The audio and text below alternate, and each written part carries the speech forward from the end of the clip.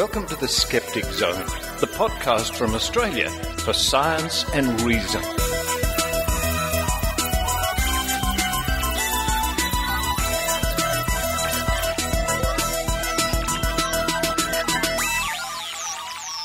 Oh yes, for science and reason. The podcast for science and reason, the Skeptic Zone. Welcome to show number 151 on the 10th of September 2011.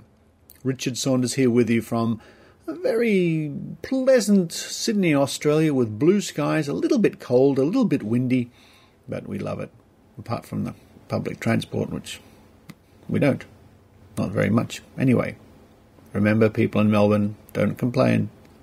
On this week's show, I investigate one of Sydney's hottest night spots. Yeah, what's that got to do with science, you say? Well, a lot. It's the Australian Museum. Champions of science. Now, they have something called Jurassic Lounge, where you go to the museum, you have a drink, you see bands, burlesque, dancing, discos, all sorts of things. A wonderful initiative by the Australian Museum. I went along in the week and filed a report coming up at the top of the show. Following that, we send Maynard out on his most difficult assignment yet. He's chasing the first fly of summer. Has summer come early? Are we going to be inundated with a fly plague? Maynard investigates and then talks to a scientist all about flies. And to round off the show, yes, we've finally made it. We all got together down at the end of the street at our favourite club for a good old-fashioned think tank. Joining me this week are Benhamu, Dr Rachie Dunlop, and Eran, Segev. So nice to get the gang back together again and talk about skeptical issues of the day, including a very worrying new magazine all the way from New Zealand hitting our magazine stores, which includes an unfortunate picture of Hugh Laurie as Dr. House. Well, the picture's not unfortunate, it's unfortunate. It's in this magazine.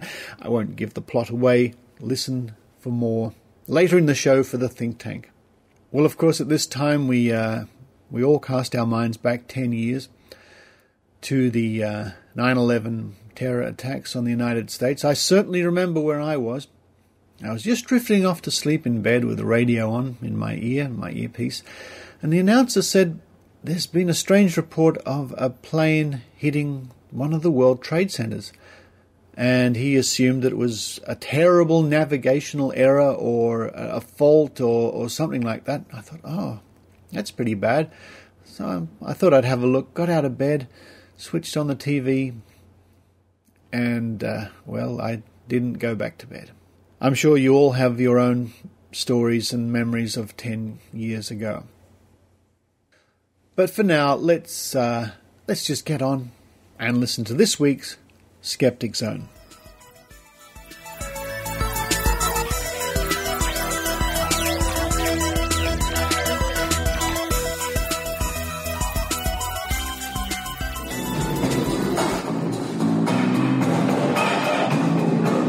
Hello and welcome from the dinosaur level, the dinosaur exhibition here at the Australian Museum.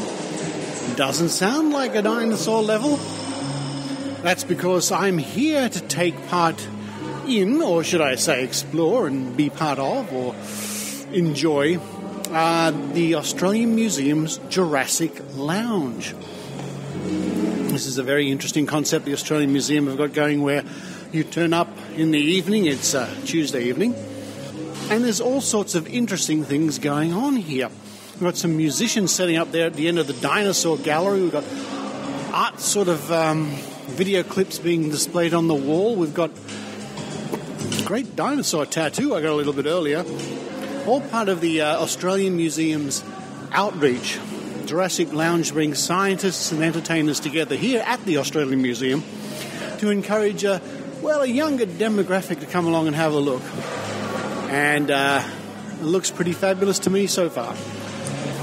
And to help you relax and get into the mood, they've got a lovely bar downstairs, and just off the dinosaur gallery here, where I am at the moment, there's another bar. You have enough of that the alcohol they're serving, you'll be seeing dinosaurs everywhere. Now, I've just stopped here to look at the projection on the wall. It's a strange sort of movie they're showing with drawings of worms, and I can't really describe it. It's like someone's drawn a mouth with worms in it and they've turned it into a puppet on the wall. Here comes another one. All part of the eclectic and interesting mix here at the Australian Museum, with dinosaurs roaring in the background.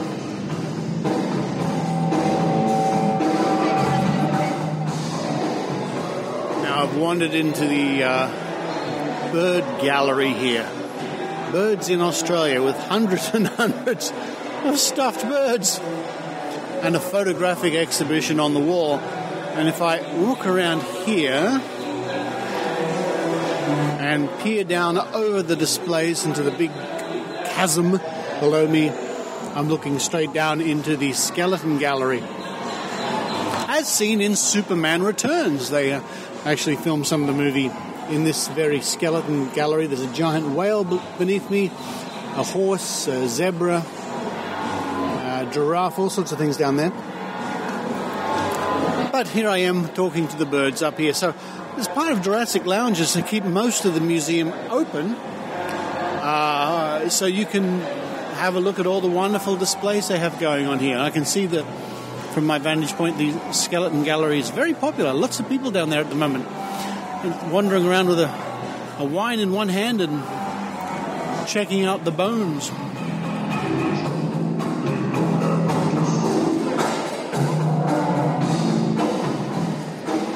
Yes, once again, it doesn't really sound like a museum, but I'm assured it is a museum. I'm here with some lovely people. Hello. Hi. Hello. Hi. And you're here to help out, are you? You've got the lovely Jurassic Lounge T-shirts on, and you're here to what?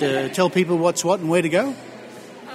I work at the Twitter for, so I talk to people online and retweet whatever people talk about on Twitter, and I organise competitions as well throughout the night, So that's why you've got the iPad in your hand, I see. I'm not doing any homework, so yeah, I'm on the Jurassic Lounge Twitter, so anyone who talks about Jurassic Lounge, I'll talk to them or retweet it. Excellent. I noticed because I just tweeted myself, because there's a display just over there with showing all the tweets about Jurassic Lounge. Yeah. Do you? This is your first, or you're normally here? I'm here every week. So I'm designated here, but most of the volunteers change around each week. I think this is my first Jurassic Lounge, I must say, and I'm really enjoying it so far. It seems to be It gets better as the night goes on. It gets better as the night goes on. I look forward to it. And your name is? Twee. Twee. Yes. Thank you very much. No worries.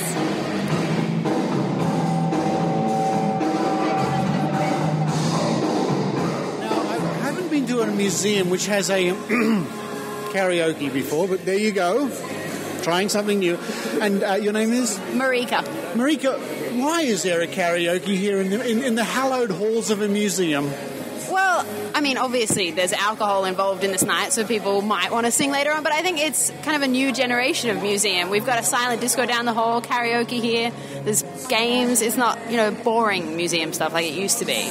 Not at all. Not at all. I must agree. And you've got lovely sort of glowing floor. You've got a glowing floor. Is that where people stand to do their karaoke, is it? Yes. It's not a normal karaoke, though, is it?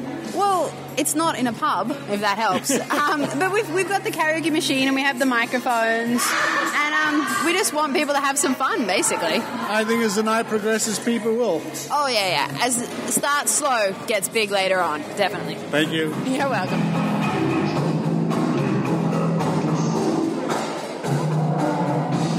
Karaoke to silent disco, from one extreme to the other. And your name is? I'm Rory. Rory, what is a silent disco? Silent disco is basically we have a live DJ up at the front and it's transmitting through to these headphones. So everybody in the room can hear the music, but from outside it sounds like there's nothing going on. And I notice beside us now there's a whole table just full of headphones ready to go. Yeah. So you whack the headphones on, go in, you dance away, but nobody else can hear the music. Yeah, so you can stand outside and just look in and everybody's dancing very quietly. It's pretty eerie. I might have a look myself, thanks. No worries. And And that silence you can hear is the silent disco. I was just in there bopping away with the headphones on. There are some other people. But when you're outside looking in, it's pretty funny to see everybody dancing and you can't hear the music. I've come into the Discovery Room here. This was, yes, the Discovery Room of the Australian Museum.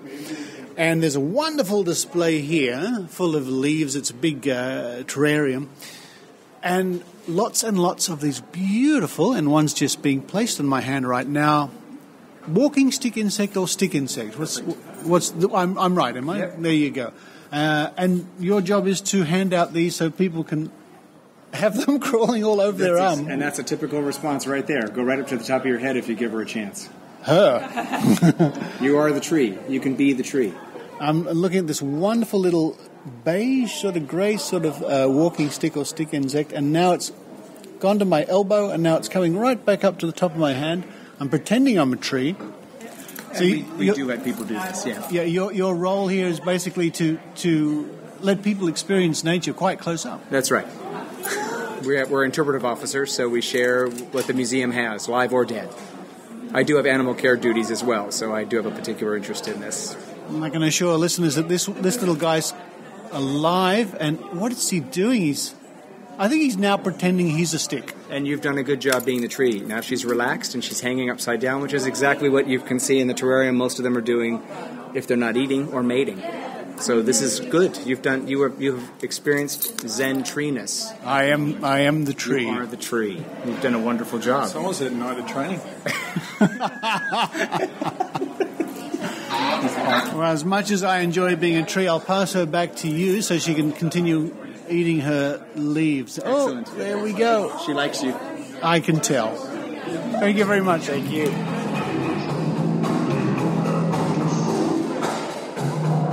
Now I've come here to a hidden corner of the Australian Museum where they have actually a lovely display of artwork of people drawing butterflies. It's the first time it's been on display in 150 years. Really? Yeah.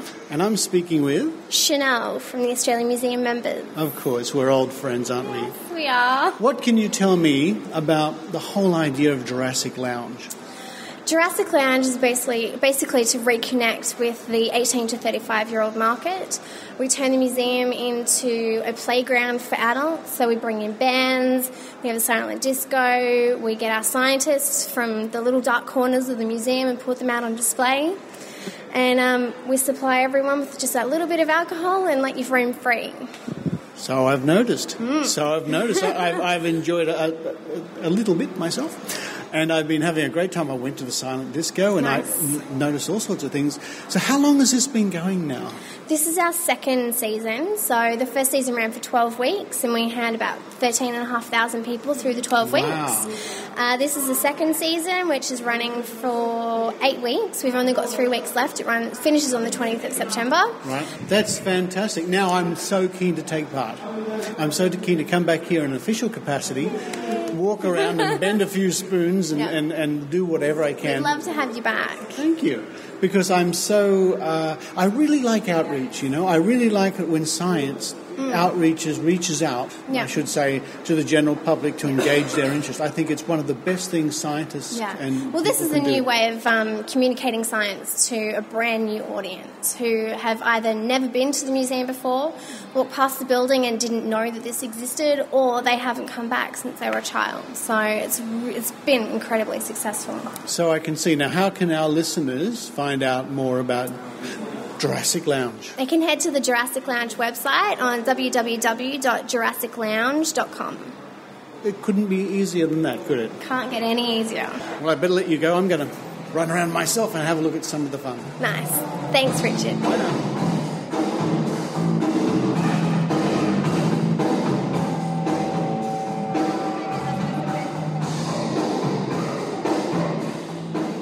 Yeah, right, guys. I was talking to Richard Saunders the other day. All right. He said if we record a trailer for our podcast, Skeptics with a K, he'd play it on their show. Well, that's nice of him. That's very generous. It's pretty good. I'm not sure what we could do, though. I mean... Well, I suppose you tell people what the show's about. But it's basically just this. Yeah. But Yeah, we talk about science and skepticism and things. That's true. I suppose you mentioned the website address. What, merseyside-skeptics.org.uk? Yeah, or just like search us on iTunes. Oh, and then we could end with like a big song like The Skeptics with a K podcast. No. Don't do that.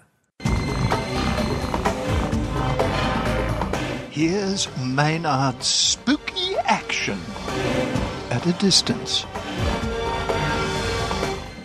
Cub reporter Maynard on the scene of the reported first blowfly of summer here in Carrington, where Tony Push had it happen to him when? Late July.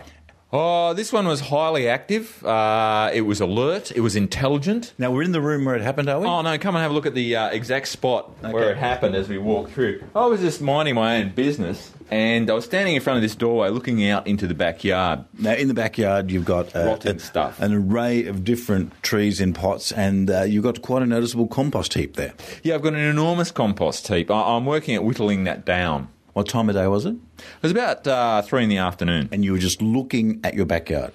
Yeah, I was having a bit of a quiet think about, the composting process in general. When suddenly... I heard this whirring noise. I thought it might have been a helicopter. But you hadn't had any drinks this day, you saw the fly? No, I was stone cold sober. Okay, and what did it do? How did you interact with it? And are you sure you weren't distracted by the TV, the radio, the book? TV wasn't on. Book wasn't on. It landed on my chest, actually on the button on my shirt. I did a bit of a roundhouse on my chest, and as I looked down, our eyes met. I'm not kidding you. It was quite a auspicious moment. Well, you know they have a fairly complex eye, the fly. Yeah, apparently they've got about 96 eyes, apparently. So you're outnumbered 43 to 1. His brain was her brain.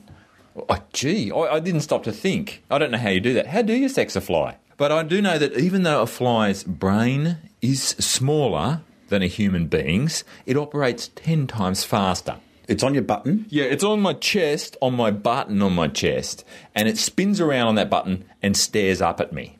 Could you tell with what intent it had? It was sizing me up, for sure. I didn't panic. I thought for sure it could not sit on my button for terribly much longer. And it didn't? No, I went to the bathroom and it seemed to be spaced out by the extra light and it buzzed off. Because that's the other thing about flies, they head towards shadows. I don't know why. So it exited through the house out the front door? I don't know where it exited. I didn't follow the fly. I'm sorry. Right. And have you seen one since? Yeah, there was one about half an hour ago, but we're on the cusp of spring now. You know you can have flies at any time of the year. Yeah, I know, but this fly was very fresh, athletic, and I thought really on the ball. Have you thought of maybe getting a fly screen for the house? Oh yeah, I got a fly screen here. Yeah, there you go.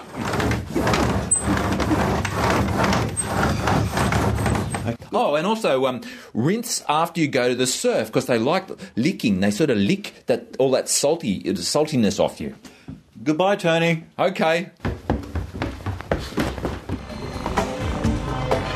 Well, this is obviously a burning social issue at Carrington for this particular person, Tony Push. On the phone, we have an expert with a master's degree in environmental science. Is that correct, Danielle Lloyd-Pritchard? Yes, that is correct. Yes. And what attracted you to environmental science? Obviously, it's a blooming field, particularly in Newcastle. A lot of work around for that at the moment.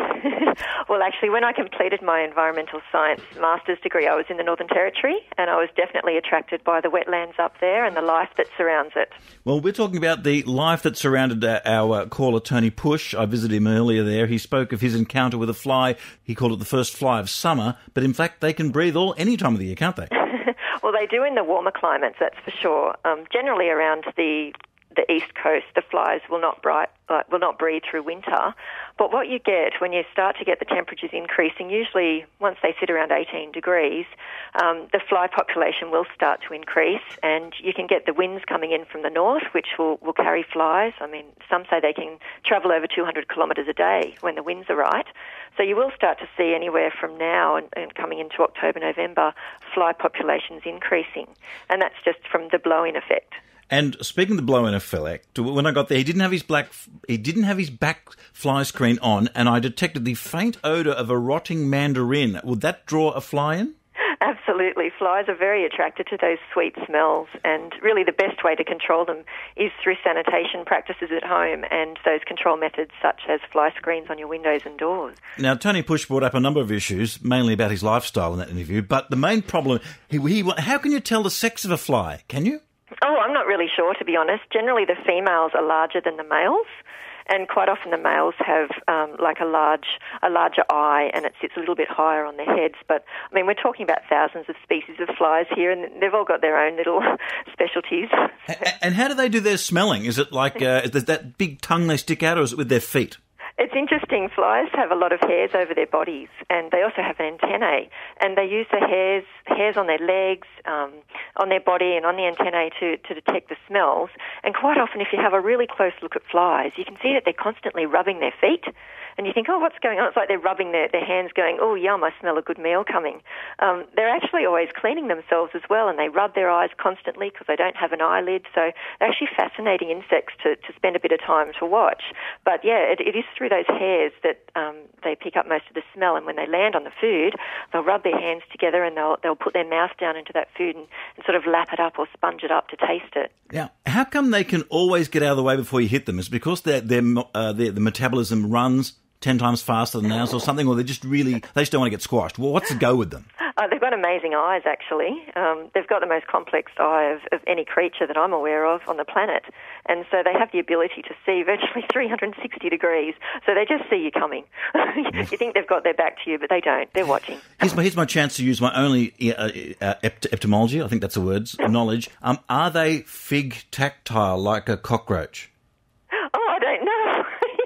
Me then. Oh, now I've been led to believe the word fig tactile means that they prefer to run along, they like to have contact with all surfaces at once, so they'll go along the corner of a room, along the edge, so they have contact against the two surfaces. You rarely see them run across the middle of a room, a cockroach. I thought that's what fig tactile meant. They like to have contact with multiple surfaces. I think you'll find with flies is they prefer to be flying if they're not eating. And what they do is it's temperature dependent. So usually if the temperature's below 12 degrees, flies aren't flying. So you might see them sitting on surfaces around your house, and they'll try and go for the warm surfaces. So you'll see them sitting on the covers of your lights, or you'll see them in a sunny spot out in the garden just sitting there, but they won't fly because it's too cold for them. So, they do prefer to be flying unless they're stopping to eat. And do they prefer the dark to the light? They're actually more of a daytime insect, so that's when you see them flying around. It's in the warm light. As an environmental scientist, Danielle Lloyd-Pritchard, everyone would ask you best way to get rid of them. Obviously, people like using a bit of fly spray, but is a good old, like a sticky thing that they can stick to, like a fly paper hanging? Traps. Yeah, look, I've resorted to those old sticky tapes that hang down in the front of my doors. Fly screens, they're great. They help. They work. You remember the old little tassel-y entrances into shops and things like that? They were like strips of rubber that used to hang down. Oh, yeah. To keep the flies out. They're very effective as well. So and they're great because, like, if you or yourself or your kids just want to do a show, they also double as a curtain for shows. Absolutely, yeah. Now, people also they make a tin and put some fly-attracting material in there and the flies get in, they can't get out. Is that a good thing to be doing too? It works well around your fruit and veggie areas, definitely. If you're coming into fruiting season with our peaches, it's good to have little fly traps up. You can see what's around. Now, is there any danger for having a fly strip hanging down and having dead flies on it? I mean, yeah, that sounds like it would be a health hazard. You don't want to leave them too long because they will start to smell. And you do know, they're landing on a lot of food. They really, really love decaying corpses, so dead animals that might be around the area, and feces as well. They'll land on that. So you don't want to be coming into contact with the flies because they will spread the bacteria. So what's your final word of advice for Tony Push there in Carrington? He's worried about having a fly problem in his house over summer. Well, keep composting. That's a great job. Maybe keep the lid on it if you want to keep the fly population down. Put in those control methods. Yeah, put your fly screens in. Don't leave rotting fruit around or meat. Keep the meat out of your compost, actually. Yeah. And flies haven't got a complex personality, have they? They wouldn't have been looking at him, sizing him up, would they? Yeah, well, I don't know the psyche of a fly. Who knows? You never know. Depends how good he smelled, I think.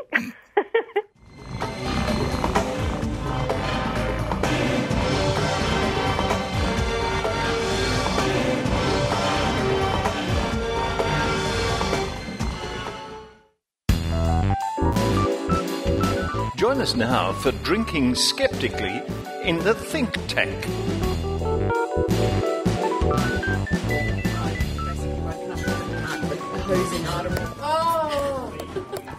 The problem with cutting the artery is that you can cause gangrene, like if the finger doesn't get, blood. Yeah.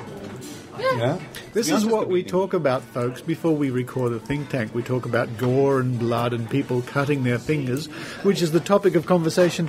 But I would like to say hello and welcome back to the think tank. It's been a long time since we've had a proper one. We're back. We're back at our club at the end of the street, waiting for the bus announcement. Waiting with me, giggling in the background is Nurse Jo Benhamu. Hi, Richard. Giggling. It's been ages. It has been ages. I know, I'm so excited. You are. You're just gushing and bubbling. It's Eran Segev. Hi, Eran. Hello, Richard. Good to be back. Yeah, it's really nice. We've all had a nice Chinese nom. And, of course, nomming... blood and gore. And blood and gore. And nomming her Chinese, which is all finished now, it's Dr Rachie. Hi, Richard. Hi, and Little Nomington. That's Little Nomington. What noise do wombats make? This noise. Oh. That's a wombat's nose on a table. We have... Oh, by the way, everybody, listen. Last week was our 150th show. And this week it sort of roughly coincides with the launch of the Skeptic Zone, which was 3 years ago in Atlanta, Georgia at DragonCon. So a big cheers for 3 years. Woohoo! Oh, that's better. Of the Skeptic Zone. And I was saying to you earlier that all bar 1 week of that 3 years we've had a Skeptic Zone go out. So that's just fantastic. And we have so much to cover on this think tank because we've been neglecting our think tank duties, haven't we? We really have. Who wants to kick off? I mean, you've all got papers and iPads and on books and computers in front of you. There's a few things we want to get through. Why don't we start with you, Joe? I noticed that you've got some things lined up, including... And highlighted. Highlighted. I break with tradition. Oh, well, anyone... This is going to be a good one, isn't it? Anyone who follows me on Twitter might have seen me recently telling Dr Rachie that I was doing some light reading to save her from having to go through the torture of what I've been looking at here. And... anyone going into a newsagent in Australia and probably, anywhere our listeners are, would have seen the usual crackpot section in the newsagents where you'd find hard evidence and uncensored and various, Nexus, New Dawn, whatever. Yes. Anyway, I was, about 2 months ago now, I came across a new publication. It was actually its very first issue, and I found it in the health section of the newsagent. It's not in the crackpot section. Once again, the newsagents got it wrong. Dr Rachie's peering over and looking at the journal. So we have here the first and second issues of the New Zealand Journal of Natural Medicine. Ooh. And as I said, really, I think it would be more appropriately found in the crackpot section. And it features such headlines as how to protect yourself from radiation poisoning. This could be some of the most important information you will ever read. One of Rachie's favourite topics, are mammograms useless? Let's see, the healing power of ozone. Can vitamin D prevent cancer? How to raise a vaccine-free child? Proof that cancer surgery increases mortality. What proof that cancer surgery increases mortality? But isn't it true what I just said, that the place to raise... Yes, yeah? yes. And then in issue number 2 we go on to, is psychiatry a hoax? What? What's more dangerous, measles or the vaccine? And so on. Oh, wait, my favourite one. At last, successful treatments for autism. Oh, wow. Now, I'm not going to actually go into any of the articles themselves because they are so predictable.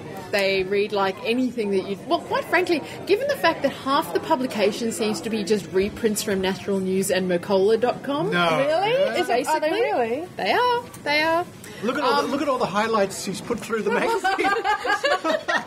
I actually wanted to tell you a little bit about the the editorial. Yes. Because I thought you'd find this rather interesting. So, the people involved in this, there are about 5 of them. There are 2 editors who I haven't actually had much time to look at who they are, but they seem to come from some rather interesting backgrounds.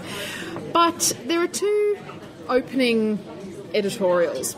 And it starts like this. It says that the New Zealand Journal of Natural Medicine is devoted to the serious exploration of the many proven ways that natural medicine can treat illness and or help maintain optimum health.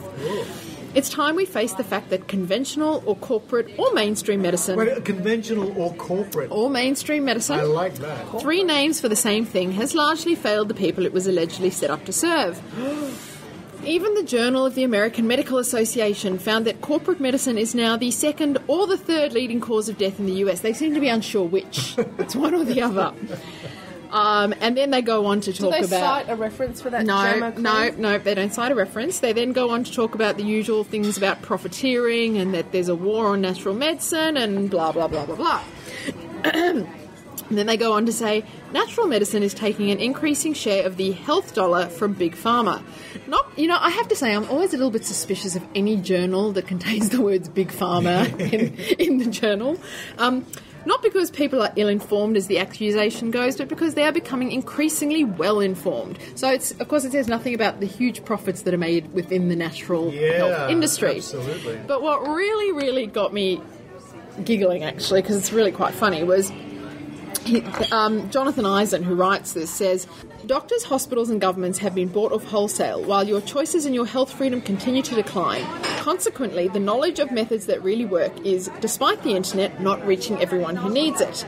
He then goes on to talk about the fact that in New Zealand and elsewhere it is illegal for manufacturers even to inform the public what conditions their nutritional supplements might be useful for, even if there is scientific proof of efficacy. This is medical fascism, pure and simple, and if we don't fight for our rights to health freedom, we will shortly lose what little freedom we have left. Dun dun dun. That's Merrill kind of. However, I must say that I'm in favour of the right to die. So the freedom to treat yourself with useless stuff. I agree. Oh, wait, because his counterpart, Catherine Smith, then goes on to say, thanks to the efforts of many New Zealanders who have championed the cause of health freedom, here in New Zealand we enjoy access to a wide range of therapies and health products. Citizens of many other countries are not so fortunate. However, the price of freedom being eternal vigilance, an important part of our mission is to share with our readers what is going on behind the scenes in New Zealand, the better to preserve access to traditional herbal medicines, nutritional supplements and other tools that can promote good health. So one of them claims that there is this big conspiracy, no one can access anything, they're being pushed down by Big Pharma. And then the other one goes on to say, but actually we've got access to everything and we've got choice to choose whatever we want to use. And those 2 columns are literally side by side. Next to each other. Funny stuff. The other thing is they're going to be in a bit of strife when the Australian government... Because the New Zealand government and the Australian government are currently organising to MedSafe to regulate medicines in Australia and New Zealand. Yes, one of their readers wrote in hysterically about that in issue number 2. Oh, really? Yes. Okay. I thought you'd also be interested in their advertising policy. Their advertising policy states, we do not accept advertisements for products that contain aspartame and other artificial sweeteners, as well as other products that contain ingredients that may be harmful to health. They do advertise homeopathy, though. Anyhow. However, readers are urged to do their own due diligence when choosing health and personal care products and related services. We also do not publish advertorials in order for the reader to be assured of objectivity. But their disclaimer states... Yep. The New Zealand Journal of Medicine is published for educational purposes only. We do not endorse any modalities of treatment for any illness, disability or disease and encourage our readers to seek out a competent health professional for any treatment required. We take no responsibility for the use to which information contained in any of the articles published herein is put by the reader and caution the reader that self-medicating may have unintended consequences and that the advice of a competent health professional is always advisable. However, you then go on to publish 15 articles telling people that vaccines are a conspiracy that are going to kill their children. Yeah. So, I think the disclaimer is actually fine, with the only exception that the word competent should have been replaced by incompetent. Exactly. Yeah, these disclaimers, they and other magazines and websites will do this, and they say, "Oh, by the way, this is for educational purposes only. We're not." You bloody are. You John absolutely. Edward, you know, the disclaimer at the end of the show. It's for entertainment purposes only. Yeah, I know. Yeah, but it's really small, isn't it? And well, it's very quick. You know. He shows off the air now. Thank goodness. So, look, I mean, it's no different to anything you can find online, on any of the hysterical woo websites. It's quite glossy and well produced. But it's very well produced, it's very glossy, and it's in the health section, not in the kooky, wacky, weird section. I was very upset because they even have a photo of House in here, and whether or not you like House, I can't... House is actually quite a promoter, the character House is quite he's a very promoter skeptical. of science and medicine, and so I was rather irked at the fact there was that a great episode where he blasted a parent for not vaccinating the kid. Oh, yeah. Yeah. Hang on, Joe. Can we have a look at that picture of Hugh Laurie being Dr. House as used in this magazine? Yes. I think Hugh Laurie would not be best pleased that his likeness is being used in this magazine. He's a skeptic, Yes. You make a very good point. Perhaps he should be somehow alerted. Yeah, I think he should be informed. You know what? I think he should find out. Maybe his friend Stephen Fry could help too. He will. He could, yeah. That guy on Twitter, you mean? That guy, That guy on Twitter. The guy All who right. killed our website. It just occurred to He me. crashed our website, yeah. I think that's the one. Yes, Stephen Fry crashed our website. You tell the story out, Rachie. Well, a couple of years ago, we were meant to actually do an interview with him for the Skeptic Zone. Yeah. And because of a miscommunication between him and his PA, we turned up, but he didn't turn up. And eventually he realised what had happened, and he was very, very apologetic. He called you up. He called me when you were getting on a train to say, "Sorry, old chap." Well, what did he say again? Oh, he said, I can't remember his exact words, but he was so sorry. And I felt sorry because he felt sorry, and I said, "Please don't give it another thought. These things happen. We'll arrange something else." And he said, "Oh, I'm so terrible." But he was so nice about it. But it was so funny when we were incredibly stressed out when it was happening because he was twittering everywhere around the harbour. And we're so he was tweeting photos of the harbour. So we're going, "He's there. Let's go." So one of us would run to where we think he was, and then he'd Twitter from in front of the Park Hyatt, which is right down on the quay, and we'd run down there. And anyway, so he was passing through Sydney a couple of weeks ago on his way to New Zealand, and he tweeted that he remembered last time he was in Sydney, he messed up meeting up with us, and he was very sorry about that. And he said he put our website onto Twitter and said people should go and have a look. and the website crashed, of course. We had about a month and a half worth of traffic in about an hour and a half. And I tweeted back to him from the Australian Skeptics account saying, "That's very sweet of you, thanks for crashing our website." And he said something like... "Sorry, old chaps." Yeah, there are lots of people that would be pleased that happened. Yes. But the funny thing was, we got a few kooks after that, because I was following the Twitter stream. Yeah. And a few people had been to the page on our website that says, "What are we skeptical of?" Yes. And I had this guy go nuts on me and say, "Why aren't you skeptical of science?" And why aren't you skeptical? But in the list, we actually have science as dogma as things we're skeptical of. Yeah. So that's there. We should revisit that list. It's quite lengthy. We should actually. Yeah. Anyway. And then he was saying, "Why aren't you skeptical of atheism? Because it's a religion as well." And people are like that. Eventually, he disappeared. But I think we should put people who make comments like that in touch with Brian Dunning.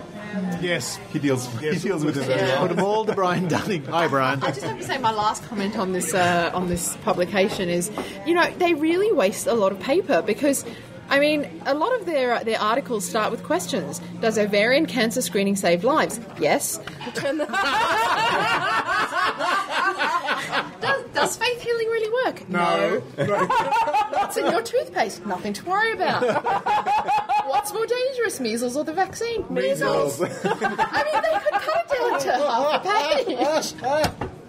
So, Joe, for our listeners' sake, once again, it's Natural Medicine. It's the New Zealand Journal of Natural Medicine. It's a big, glossy, white magazine with a colourful cover. Yeah, it only costs $10 New Zealand. Do we want to have people spend that much money? No, just go to the newsagents and look at it, laugh. No, go to the newsagent and hide it. Yes, hide it. Hide it behind Nexus magazine. Hide it behind Skeptical Inquirer. New Zealanders, I'm sorry that your product's been exported here. Dr. Rachie, what do you have for us? There was an audit done of the TGA, and the results were released last week in Australia. The TGAs are like the FDA in this country. Therapeutic Goods Administration. Therapeutic Goods Administration. Yeah. It was done by the Auditor General, and it was damning. It's a 193-page report, basically saying that the TGA is useless. Toothless, wasn't it? Well, that as well. That's been bandied around, that word, toothless. Toothless and useless. Because basically the audit itself focused on the system that is in place to register a drug if you want to sell a complementary drug in Australia. Now, there are two streams of the way that drugs are registered in this country. There's the pharmaceuticals, which obviously go through clinical trials, and then they get an official-looking number that has an R, meaning it's a registered drug. Yep. And then there's complementary medicines, which you basically go online, you fill in a form, you pay $895, I think it is, and then you get a form back saying, okay, here's your L number, go for your life. OST-R and OST-L. OST-L and OST-R. It's probably worth mentioning with regards to the listing process that you have to actually say what the claims are for the product, and you have to choose ingredients from a list of pre-approved ingredients. Now, nobody checks, though. Nobody checks your claims, and nobody checks your claims, and nobody checks that the ingredients that you state are in your product are actually there, and that you don't have other products. That's right. So basically, it's a free-for-all. Yes. So when you fill out that form online, you have to say that you possess evidence for the effectiveness of this drug, right? Possess, but don't have to provide. Exactly. So they don't ask you to show it. They just say, do you have it on your person? And you say, yes, I do. But further to that, also the type of evidence that they accept as evidence is also dodgy, because in fact, if you say these ear candles have been used by the Hopi Indian tribe for thousands of years, that constitutes evidence. Yeah, amazing. And indeed, in that situation... Even if it's not true. Well, this is correct, because that isn't true. Yeah. The Hopi people do not use Hopi ear candles. Yeah. So the way that then the TGA checks if any of these listed drugs are actually breaching regulations is every 5 years they do an audit of about 20% of the drugs on the list, and there are about 10,000. And in the last 5 years they've done 2 of those audits, and in both cases about 90% of those drugs came up as making either false claims or somehow not fitting the regulations. What a shock. Yeah, 90% I said, not 19, 90. What a bigger shock. So the audit picked up on this and basically said to the TGA, well, this has to be fixed. Because, in fact, it seems that sponsors or companies are really taking the piss because they can, basically. Yeah. The other thing to note is that the checking system really just relies on consumers, because the TGA doesn't go and check them except through this random audit, and then only 20% will get checked. So if you as a consumer pick up something, you can then complain to the TGA, and then they will go through and look at the claims being made by the people, and then if the person can't produce the evidence, they'll take their drug off the list. The other thing they can do, but that relies on people actually writing a complaint in. The other thing that they can do is they can issue disclaimers. So if, for example, we've talked about Homeopathy Plus before. Yes. Where, you know, they were saying things like homeopathy can help with radiation, it can cure breast cancer. They're still going on. Meningococcal. Yeah, meningococcal. It can be used for meningococcal.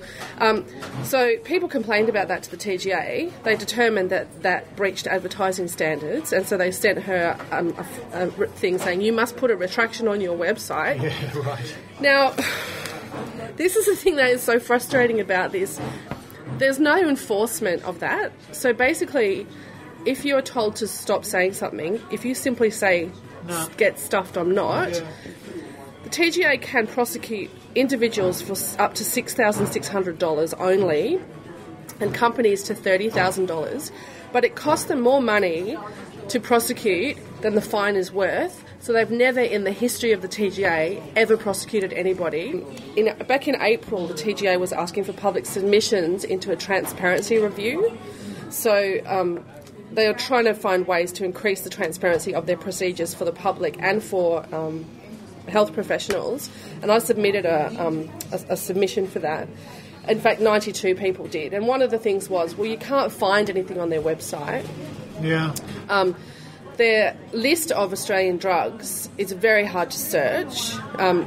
It's very hard to find anything.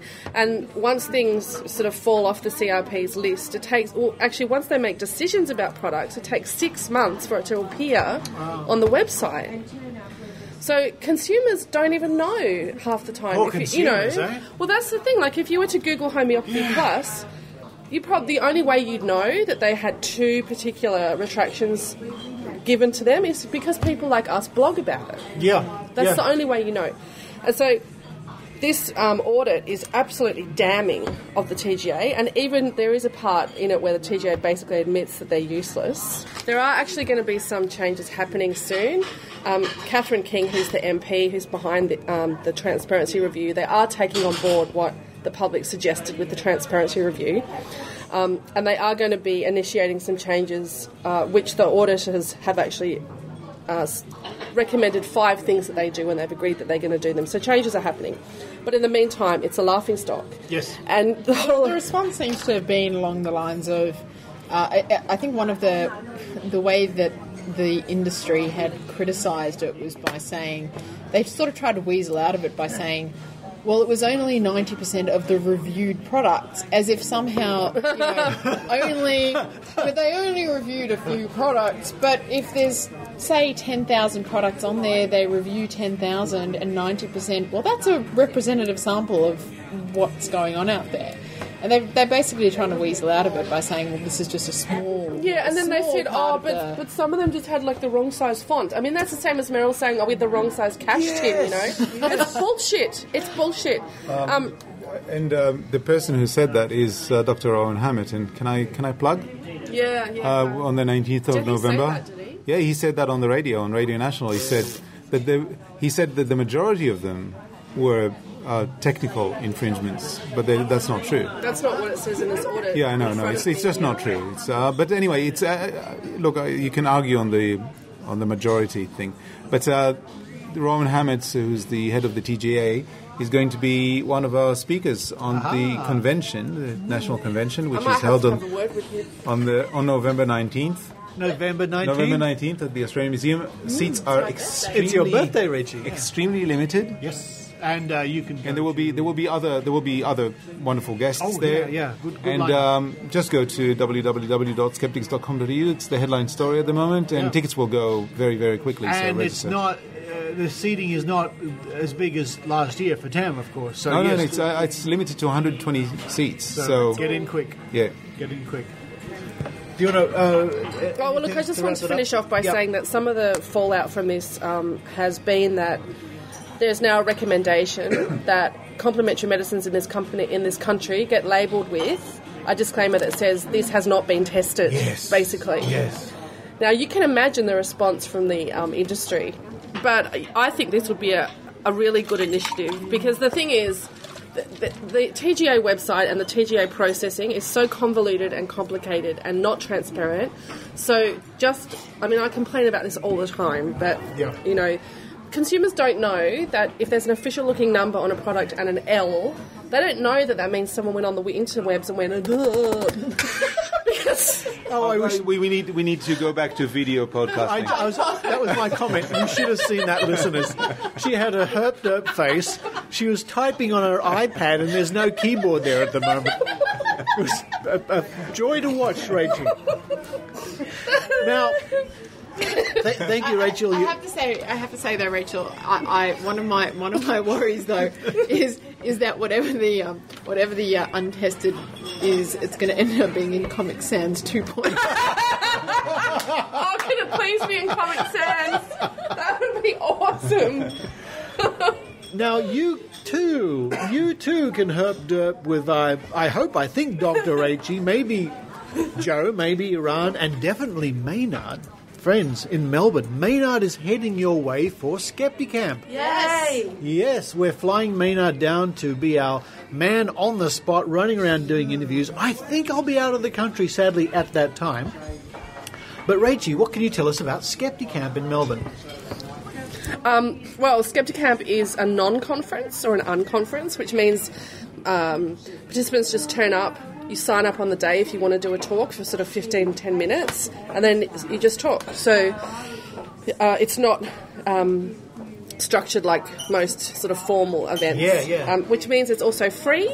Yep. So you And just have good fun. Oh yeah, Great fun. The first one in Australia was in Sydney earlier this year. It was terrific. It was fantastic. Yeah, and tickets did sell out well before the day. Well, hang on. Not sell out. Tickets are free. Well, yeah, it's an but expression. tickets yes, ran yes. out. They ran But out. just so people know. Yeah, Now, so this is going to be, I think, the 22nd It's the 22nd of 22nd of October. 22nd of October. Where's it being held, do you know? Melbourne University, is that right? So, yeah. We're gonna check Skeptic that. Camp Melbourne is the website, so if you just Google Yes, that. Google Skeptic Camp Melbourne anyway. Find out more. Get in quick. Because Yeah. it is a terrific day. You can probably meet half the Skeptic Zone team and have a chat to Maynard. Maynard's Yeah, really yeah. looking forward to it. Well, it's going to be great. I'm going to go. So, yeah, it'll be fun. And Lucas Randall and Chris Higgins are organising it. And, yeah. Two top blokes. They should Top blokes. do a good job. A good Yeah. job. Now, the reason I won't be able to go, I think I won't be able to go, I'll be on my way to SciCon, or the big convention for the Committee for Skeptical Inquiry in New Orleans.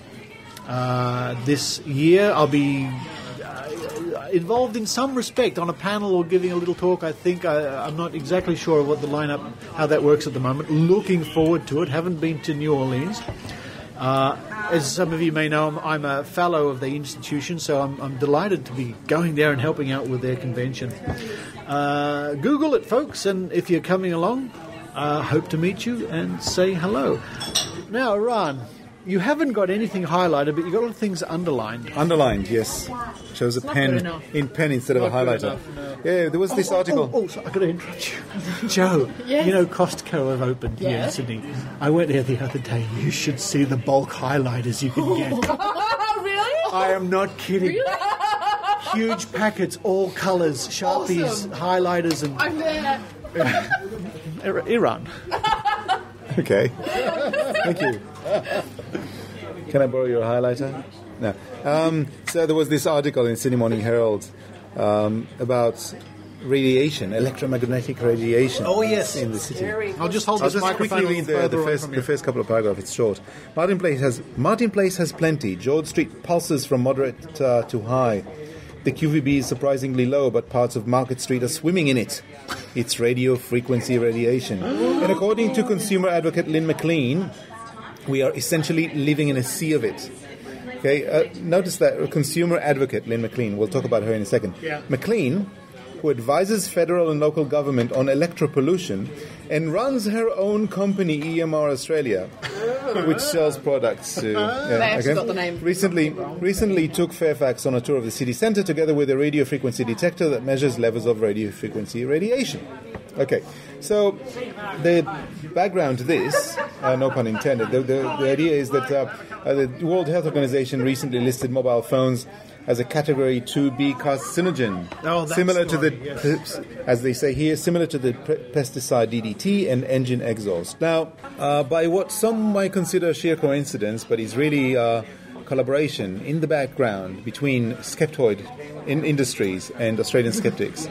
Brian Dunning happened to do an episode of Skeptoid exactly about that topic last week. Has his name come up again? Yes.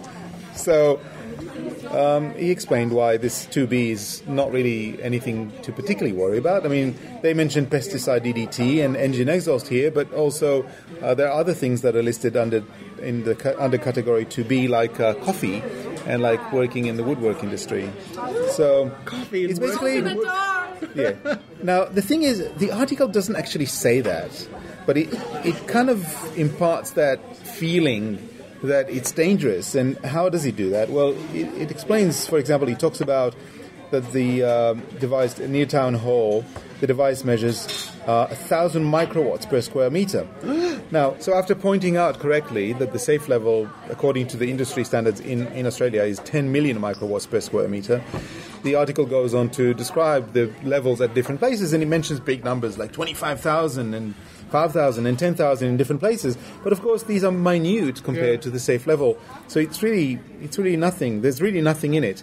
But obviously, Miss McLean sees the highest levels Miss McLean sees are in people's homes.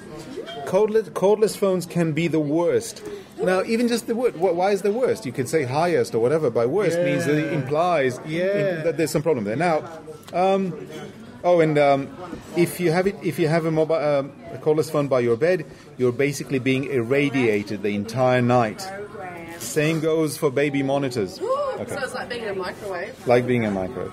So I wrote to journalist Tim Elliott and pointed out that there's some inaccuracies there and that it's basically just spreading fear for no good reason at all. And he wrote back to me explaining that he actually did some research. He actually did meticulous research and spoke to the right organizations. He mentioned the organization he spoke to.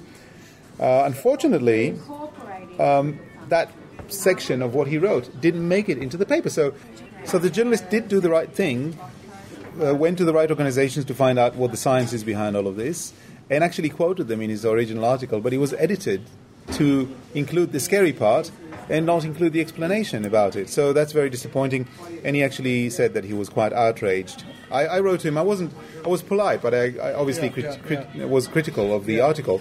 But he said that he was outraged that it was left out. So almost a media watch story, shouldn't it? Well, there should at least be a correction by the... I mean, that's just basically an advertorial, isn't it? Yes. Really? Well, it certainly is an advertorial, considering the fact that Lynn McLean runs a company that sells shielding paints and God knows what else, so you can shield yourself from electromagnetic I'd like radiation. to see how they're tested, because in all the mind-body wallets I go to, they're tested with things like applied kinesiology and dowsing it's being rods. tested by the German Federal Armed Forces, Richard. Oh, okay. Yes. The Bundeswehr. Yes. Yeah. Okay. So to wrap up, you have some. I have a little light entertainment. Light entertainment. Yeah. From a really heavy dude. Yeah. So I went to the doctor today and I finished listening to all my podcasts. So I read A New Idea. Journal of New Idea. A journal. It's a journal. It's a scientific journal published in Australia. And where on page 87 they have a column called Destiny, famous psychic medium John Edward. And I'll read some of this, it's just very funny. Vanessa wanted to know exactly how her father passed. Okay, so John, Vanessa, do you have a connection to someone who has passed in an accident? Vanessa, I don't think so. John, is there an S name? Vanessa, no one really. John, I'm feeling your father now. There is a cancer connection with your father? Vanessa, yes. John, October is connected to a birthday or anniversary. There is a family of 3? Huh? Like in the middle, like, I'll read that sentence again by John Edward. October is connected to a birthday or anniversary. There is a family of 3? Vanessa, I have 3 brothers. So they're a family of 4. What? or not. Or 6. Yeah. Well, good luck, here we go. This is the 9 o'clock draw. We have 8 boxes. This is not a bus announcement. This is a competition they're running upstairs with a giant spinning wheel. This is just ridiculous. Is there a chicken on the wheel? Chicken wheel. Wombat? Yeah, frozen chickens. Yes. Oh, yeah. Remember those? So either October is... Antonio Fienga, membership 2502. You have 4 minutes, Antonio Fienga, Hurry up, 2502. Run, get your chicken. Sorry, you're on. Okay. I have 3 brothers. John, either October is a birthday or an anniversary. Vanessa, my mum's birthday is in October. So now she's introducing another person because she was talking about her father and her brothers so far. And she's still here? Yes. And I would say, why are you asking? Why are you asking? Why are you asking? Aren't you the psychic? John, that's your dad's way of bringing up mum.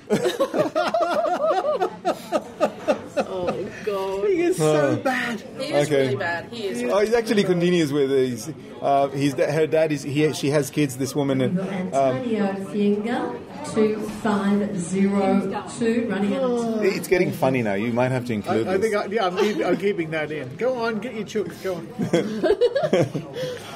Well, it's interesting. You should do that, Eran, because here's a coincidence. I was at the doctor myself today. Yeah, getting also a new idea?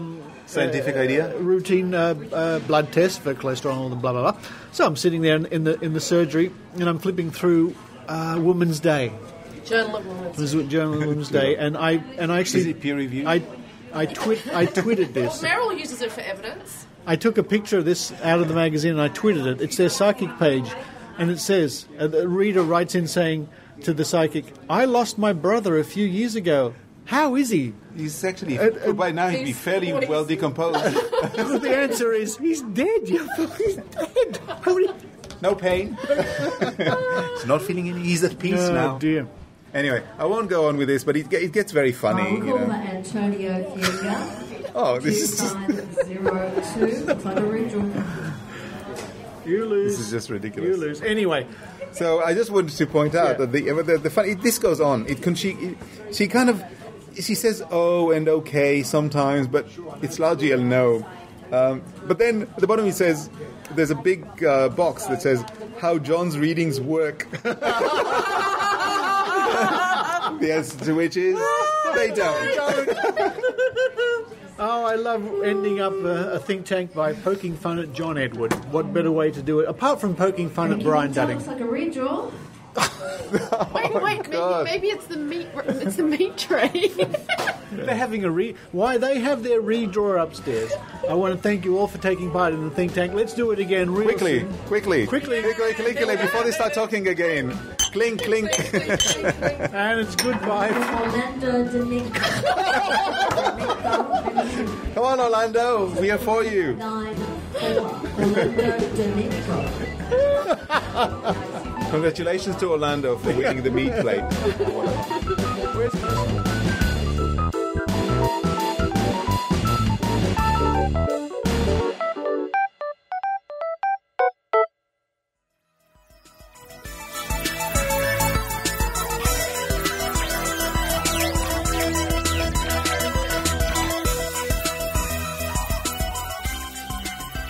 Thank you for listening to the Skeptic Zone. Wasn't it great to have the think tank back again? Oh, we do enjoy that. We really do. Those Chinese dinners, I tell you what. Coming up on next week's show, we have some more interviews from TAM 9 in Las Vegas. My goodness me, they are never ending, but thank the spaghetti monster. Thank the spaghetti monster that they are never ending. They're always interesting. Plus other reports and interviews I can't even imagine. What? I better run out and do some. So until then, this is Richard Saunders thanking you all once again for listening to the Skeptic Zone. Oh, tell a friend. Please tell 2 friends. In fact, and 3 enemies. And your neighbour. About the Skeptic Zone. We like to get more listeners. That's what I'll do. I'll run out and tell somebody. Until then, this is Richard Saunders signing off from Sydney, Australia. You've been listening to the Skeptic Zone. Visit our website at www.skepticzone.tv for comments, contacts, and extra video reports.